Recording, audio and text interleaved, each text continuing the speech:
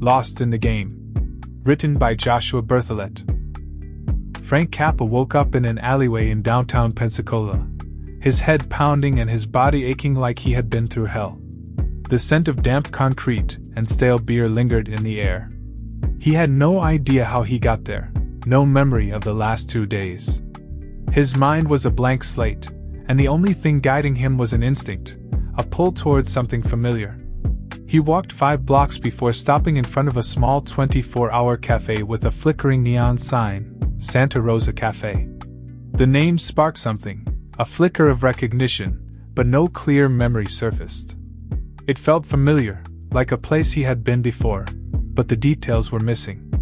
At 4:30 a.m., the place was mostly empty except for a few night owls and early risers. As he stepped inside, the warm scent of coffee mixed with fried bacon and eggs greeted him.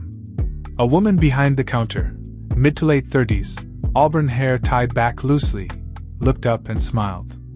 "Well, look who the cat dragged in," she said, walking over. "Rough night?" Frank hesitated.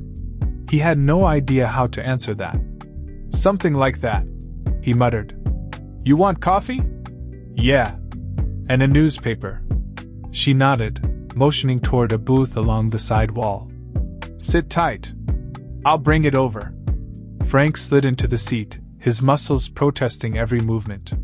He rubbed his temple, trying to push through the haze clouding his thoughts. Something was off. He felt it in his gut. As he took his first sip of coffee, his eyes drifted around the cafe. 3 men in suits sat across the room, positioned in a way that made it obvious they weren't just here for breakfast.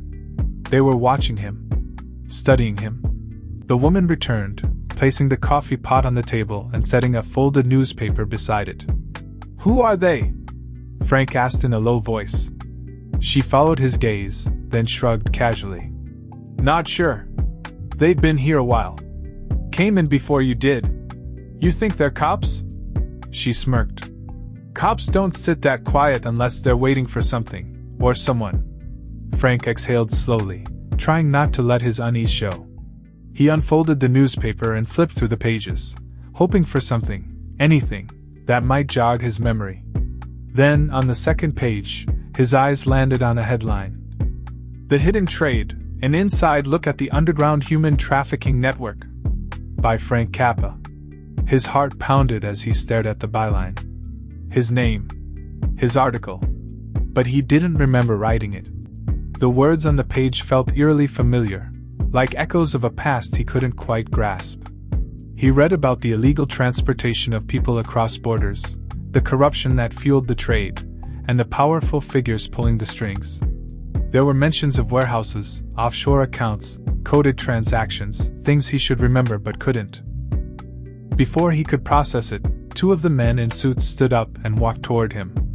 The third, the older one with salt and pepper hair, remained seated, watching. One of the men, a smooth-faced guy with an easy, practiced smile, slid into the booth across from him. The other, stockier with a silent intensity, stood beside them. "Frank Kappa," the smooth one said, flashing a grin. "You gave us quite the scare." Frank set the newspaper down, keeping his expression neutral. "I don't remember the last 2 days. Maybe you can fill me in." The man chuckled. "I think it's better if we ask the questions, don't you?" He leaned forward. "We read your article. You were onto something. Something big." Frank's mind raced. If he wrote about human trafficking, that meant he was investigating it. And if these guys were here now, watching him, waiting for him to wake up in an alley with no memory, it meant he got too close. The stocky man pulled out a phone and placed it on the table. He tapped the screen, and a grainy video played. Frank saw himself, disheveled, his shirt stained, gripping a small leather notebook. He was in a dark warehouse, moving fast, like he was running from something. His mouth moved, saying something urgent, but the audio was muted. Then, just before the footage cut out, 2 shadows appeared behind him. Frank swallowed hard. "I don't remember any of this," he admitted. The smooth man's smile faded. "That's a shame, Frank. Because a lot of people are very interested in what's inside that notebook." The stocky man leaned in. And if you don't start remembering real soon, it's gonna be a problem. Frank's instinct screamed at him that he was in danger. But another instinct, one deeper, more primal, told him not to run. Not yet. Something inside him had brought him back to this cafe. And something about the woman behind the counter, Carly, felt off. Too familiar. Too interested. And then it clicked. The men weren't strangers. They weren't just watching him. They were waiting to see if he remembered them. And Carly? She wasn't just a waitress. She was in charge. They had expected him to be dead. But finding him alive, with no memory, was the next best thing. They were playing friendly, hoping to lead him away before the truth came back to him. Frank took a slow sip of his coffee, forcing himself to stay calm. If they thought he was still lost, still clueless, he had a chance. For now, he had to play along. But he would remember. And when he did, they would regret ever letting him wake up. As they left the diner, Frank played along, acting disoriented but compliant. The smooth-faced man led the way, the stocky one close behind, keeping a firm grip on Frank's arm as if he might bolt at any second. They approached a black SUV parked along the curb, sleek and unmarked, the kind of vehicle that looked like it belonged to a federal agency. The moment Frank saw it, his gut twisted. Something wasn't right. The smooth man opened the door for him. "Come on, Frank. Let's get you some answers." Frank hesitated for half a second before sliding in. Running wasn't an option, not yet. The ride started off quiet, the hum of the tires against the road filling the silence. The city lights faded as they drove out of downtown, and Frank glanced at the dashboard. No police radios. No department insignia. And then it hit him. They weren't going to the police station. Before he could react, red and blue lights flashed behind them. A state trooper. The SUV slowed as the driver cursed under his breath. The stocky man pulled out his wallet, pretending to grab credentials. Frank's heart pounded as the trooper stepped up to the driver's side, flashlight beaming. "License and registration." The officer's voice was steady, authoritative. He glanced at the back seat and froze. His eyes locked onto Frank. "Wait a minute. I know you. You're..." 2 gunshots shattered the night. The trooper jerked back, collapsing against his patrol car as blood spread across his uniform. "Go, go!" the smooth-faced man barked. The SUV peeled out, tires screeching as they sped toward an industrial district on the city outskirts. Frank clenched his fists. He had been played from the start. The whole ride was a setup. Minutes later, the vehicle screeched to a stop outside a dark warehouse. The men yanked him from the car, shoving him inside. Dim, flickering lights cast long shadows over crates and rusted machinery. Frank struggled, but the stocky man slammed him against the support beam, tying his wrists to it with thick zip ties. The smooth-faced man crouched in front of him, still wearing that damn smirk. "Now let's try this again, Frank," he said. "Where's the book?" Frank exhaled, forcing himself to stay calm. His memory was still foggy, but one thing was clear now. He was in deep. And if he didn't figure this out fast, he wouldn't be getting out. Frank's blood ran cold as he stared at the phone screen. The picture was grainy, taken from a distance, but there was no mistaking them. His wife and son. His heart pounded in his chest like a war drum. "You son of a..." he growled, jerking against the zip ties, but the stocky man pressed a hand to his chest, shoving him back against the beam. The smooth-faced man, clearly the one in charge, tilted his head, feigning sympathy. "Now, Frank, let's not make this harder than it has to be. You're a smart guy. You wrote a whole damn exposé on our business, which means you know exactly what we're capable of." Frank's breathing was ragged, his mind racing. The memories were still fractured, but now he understood why they were so desperate. It wasn't just about his article. It was about the notebook. The stocky man leaned in close, whispering into his boss's ear. "He has everything in that book, the names, the routes, the buyers. If this gets out, we're talking millions down the drain." The smooth man nodded, his expression darkening. That's why we need it back. And we need it now. He turned back to Frank, tapping the phone screen, making sure he got a good look at the photo. I don't think I need to spell it out for you, do I? Frank's mind was at war. If he didn't give them what they wanted, his family was in danger. But if he did, they'd have free rein to keep their operation going, and there'd be no stopping them. And then, something shifted. A flash. A memory. A dimly lit motel room. Him, hunched over a desk, scribbling frantically into the leather notebook. A lockbox. A key. It was hidden. Somewhere safe. His eyes flicked back to the smooth-faced man, and just like that, he knew what he had to do. He had to buy time. You want the book? Frank said, his voice steady despite the storm raging inside him. Fine. I'll tell you where it is. The men exchanged glances, the tension in the room thick enough to cut with a knife. But you're not gonna like it. The smooth-faced man studied Frank for a long moment, his expression unreadable. Then he grinned. Now that's more like it, he said, slipping his phone back into his pocket. He turned to the stocky man. Get the car ready. We're taking a little field trip. The stocky man nodded and disappeared through the warehouse's side door. The smooth man crouched in front of Frank, pulling a knife from his jacket. He twirled it between his fingers before slicing through the zip ties binding Frank's wrists. Try anything stupid, and your family won't make it through the night, he warned, his voice calm but ice cold. Frank rolled his stiff shoulders, nodding like he understood. In reality, his mind was moving fast. He had just made up the location, but now he had to make it work. The real notebook was hidden, somewhere safe. But he needed to get out of this alive and buy time to figure out his next move.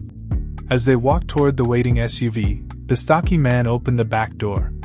Frank slid in first, his mind working double time. He had just thrown them off track, but now came the hard part. He had to turn the tables, before it was too late. As Frank reeled from the second punch, pain exploded behind his eyes, but something else came with it, clarity. The impact had jarred loose a memory, sharp and sudden. He saw himself in a rush, gripping the leather-bound notebook, his pulse hammering as he ducked into a shop. The name on the sign outside, Rad Junk, Fort Walton Beach. A retro gaming store, filled with old arcade machines and collectibles. He had been there. He had left the book there. Blinking back the pain, Frank staggered but stayed on his feet. The smooth-faced man grabbed him by the collar, yanking him upright. You think this is funny, Kappa? He sneered. You playing games with us? Frank shook his head, forcing a mix of frustration and urgency into his voice. No, I swear. I thought it was here, but...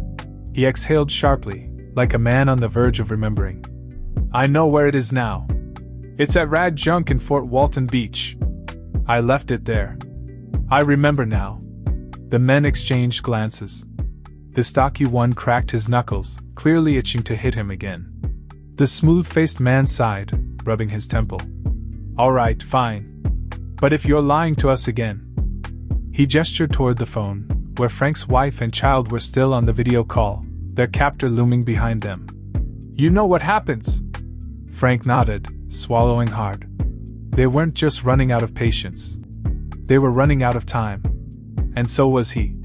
As they pulled up to Rad Junk in Fort Walton Beach, Frank's stomach twisted in knots. His mind was racing, trying to stay one step ahead of the men. But now, standing outside the shop, he had no choice but to walk in and hope everything would fall into place. The bell above the door chimed as they entered. The place smelled faintly of old books, dust, and the faint scent of fried food from a nearby diner.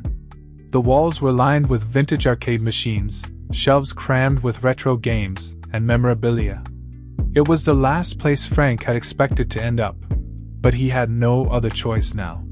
The young woman behind the counter, a bright, spunky girl with electric blue hair, looked up from her phone with a cheerful smile. Hey, Frank! Long time no see! She called out, her voice light and upbeat. She was standing next to a rack of old video games, looking like she belonged in the quirky little shop. Frank froze for a moment, trying to keep his expression neutral as the men followed behind him, their attention shifting between him and the girl. "Do you need your book back?" the girl asked, her tone playful, as if she hadn't noticed the tension hanging in the air. The smooth-faced man took a step forward, his eyes narrowing. "What book?" he asked, his voice cold and calculating. The girl's smile faltered only slightly as she turned to face him. "Oh, Frank didn't tell you. He's been storing some sensitive information here. A little piece of his past, right, Frank?" She raised an eyebrow, clearly aware of the weight of the moment. Frank's heart raced. He had to stay calm, had to keep up the act. But in the back of his mind, he knew this was his chance to make a move. The book, the information, everything was right there. It felt like everything was about to come crashing down. The spunky girl flashed Frank a knowing look, her voice dipping lower as she nodded toward the back of the shop. "You left it in the safe, right? It's still there.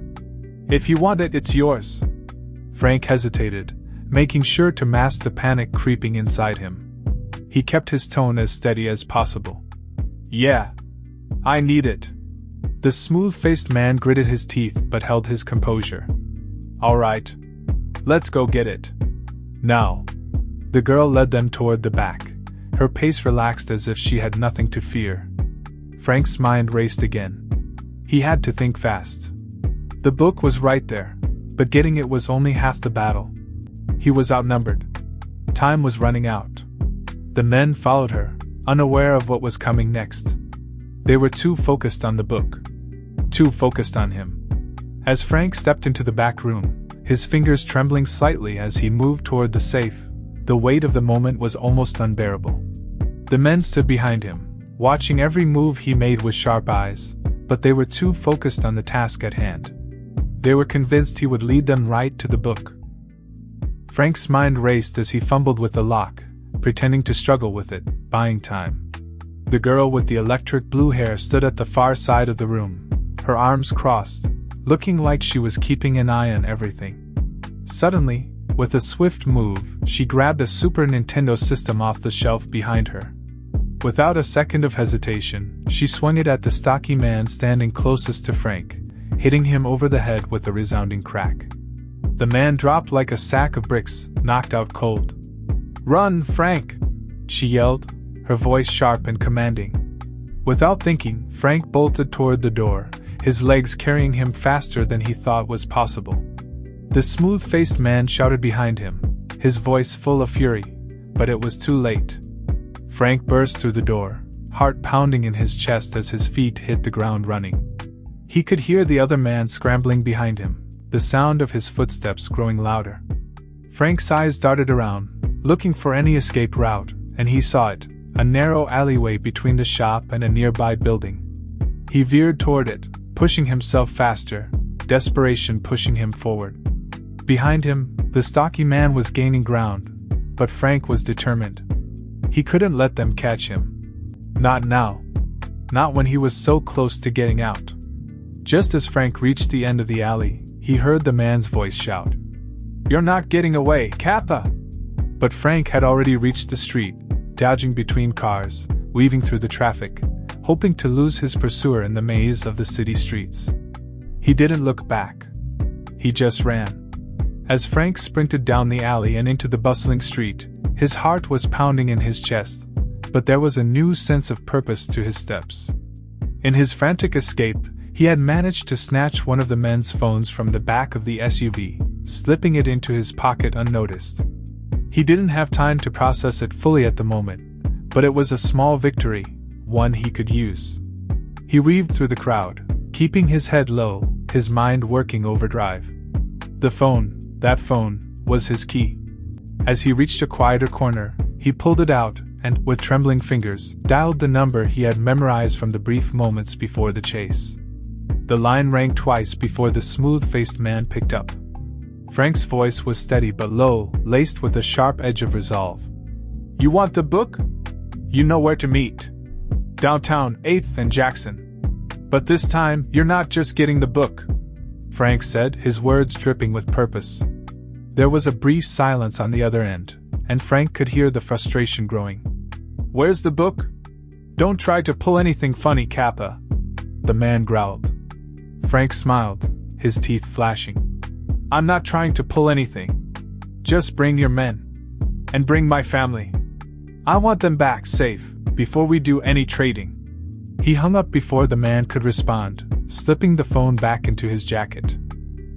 The tension in his shoulders eased slightly, but there was no time to waste. He had already worked with the Coast Guard and the sheriff's office, arranging everything for this exact moment. The plan was simple: get them to the meetup, get them to show their cards, and finally, after everything, bring them all down. Frank rushed toward a prearranged spot. The Coast Guard and local law enforcement had been tracking the men, piecing together the human trafficking ring for weeks. And now, with the evidence Frank had gathered and his own inside information, the pieces were about to fall into place. As Frank reached the rendezvous point, he could hear the distant sirens, the sound of cars converging on the area. Everything was set. The men would think it was just a standard trade, but they didn't know the full scope of what was waiting for them. He stepped into position, knowing that the next few minutes would determine everything. He was about to get his family back, and bring down a dangerous network that had been operating in the shadows for far too long. The tension in the air was thick as Frank stood at the meeting spot, his eyes locked on the row of SUVs pulling up. His heart was pounding, adrenaline coursing through his veins. His wife and son were so close, he could see them in the back of one of the vehicles, their faces just barely visible through the tinted windows. They were safe for now. The SUVs came to a screeching halt, and the doors flew open. Out stepped Carly, looking calm and collected as always, her face a mask of confidence. Behind her, Frank saw his family, his wife and son, standing unharmed but looking scared, their hands bound loosely. "Where's the book?" Carly asked, her tone cool, her eyes narrowing as she scanned Frank. Frank's jaw clenched. He forced the words out. "Where's my family?" Carly smirked, glancing back at the two men standing by the SUVs. "They're right here. They're safe now. Give me the book, Frank, and we'll make sure they stay that way." Frank's chest tightened, and for a moment, he couldn't look at them, his wife, his son, knowing the danger they were in. But he had to hold it together. He yelled back, his voice filled with urgency, but also defiance. "Here's the book, take it." He threw it toward her, the leather-bound cover glinting in the moonlight as it landed in her hands. And that was when everything changed. As Carly's fingers wrapped around the book, the sound of sirens split the air. In an instant, a swarm of officers, sheriff's deputies, and Coast Guard personnel flooded the area, their uniforms gleaming under the streetlights. "Freeze! Hands up!" The men in the SUVs lunged toward their weapons, but they were too late. The officers moved in swiftly, surrounding them with tactical precision. The men tried to fight back, but it was clear they were outmatched. Carly's eyes flicked around, calculating her escape, but she was trapped. "Frank Kappa!" shouted one of the officers, quickly moving to his side. "Get down! We've got your back!" Carly tried to make a run for it, but before she could take a single step, the deputies had her in cuffs, pulling her to the ground. Frank's heart slammed against his ribcage as he rushed toward his family. His wife and son were freed almost immediately, and Frank pulled them into a tight embrace. "You're safe now," he whispered, his voice hoarse. Carly was being hauled away, her expression one of disbelief and rage as she struggled against the officers. But Frank didn't care anymore. As he held his family, the weight of everything that had happened started to sink in. The nightmare was over. They were finally free. The next day, Frank walked into Rad Junk, feeling the familiar weight of exhaustion settle on his shoulders. The events of the last 48 hours had been a blur of tension and relief. But now, standing in the cozy, nostalgic space, he felt a little bit of normalcy returning. The girl with the electric blue hair looked up from behind the counter, a playful grin spreading across her face. "Hey, Frank! How goes it?" she said with her usual upbeat tone. "I read your article. Pretty big headlines, huh? Thanks for the shout-out, by the way." You made me sound like a real hero. Frank couldn't help but smile at her enthusiasm. The last few days had been a whirlwind, but in this moment, with the soft buzz of retro video games and the smell of old books in the air, he felt like he could finally catch his breath. Yeah, Frank replied, his voice lighter than it had been in days. I guess it's a bit of a big deal. But you were the one who helped me out when it mattered. She shrugged with a grin. All in a day's work. So, are you going to buy anything this time, or just browse? Frank chuckled, leaning against the counter. Actually, he said, his tone turning nostalgic, I've got this new urge to play some Super Nintendo games. Haven't done that in years. The girl raised an eyebrow, surprised but clearly amused. Super Nintendo, huh? You sure you're not just here for the book again? Frank laughed, shaking his head. No. The book's safe where it belongs. But the games?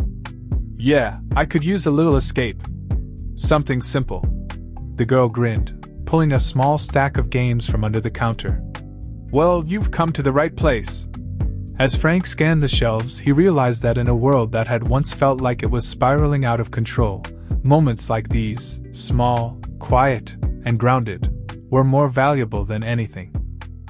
He may have fought to bring down a criminal empire, but it was these little things, like a stroll down memory lane with a game controller in his hands, that made everything worth it.